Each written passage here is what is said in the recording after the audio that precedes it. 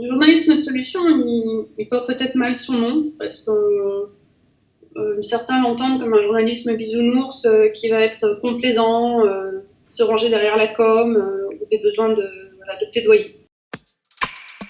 En fait, pour moi, c'est pas ça. C'est juste un journalisme qui prolonge les réflexes qu'on a quand on fait une bonne enquête, quand on investigue sur un sujet, qu'on a dénoncé quelque chose, un dysfonctionnement ou une problématique. Mais bien souvent, voilà, le bon journaliste s'arrête là. Il a mis de la plume dans la plaie, puis il est tout content, voilà, ça y est. Puis la société se débrouille avec ça. Le journalisme de solution, ou constructif, ou d'antidote, ou de réponse, on l'appelle comme on veut, pour moi, c'est le journalisme qui va plus loin.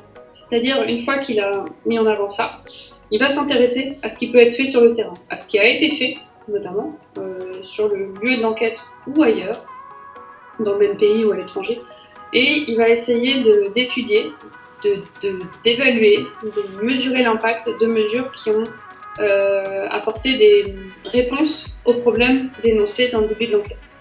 Et c'est ça qui est intéressant, c'est-à-dire qu'on ne laisse pas les gens au dépourvu, impuissants, avec une information inquiétante ou affolante, mais on leur montre, alors c'est pas vrai tout le temps, on ne peut pas appliquer ce type de journalisme dans toutes circonstances, mais en tout cas on propose de mettre la lumière sur des choses qui ont été faites. Et ensuite, ces choses qui ont été faites, on va expliquer comment elles fonctionnent, quand elles ont été mises en œuvre, qui les a portées, est-ce qu'elles ont eu des effets réels ou non, est-ce que certaines se sont cassées la figure et donc ont résulté en des échecs, pourquoi?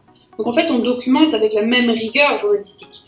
C'est pas faire un journalisme où on va mettre en avant des héros, des ONG, la dernière figure à la mode dans un secteur donné, ou le rapport d'une ONG, juste comme ça. Non, et c'est un journalisme qui s'appuie voilà, sur des faits révélés pour ensuite avoir de l'impact.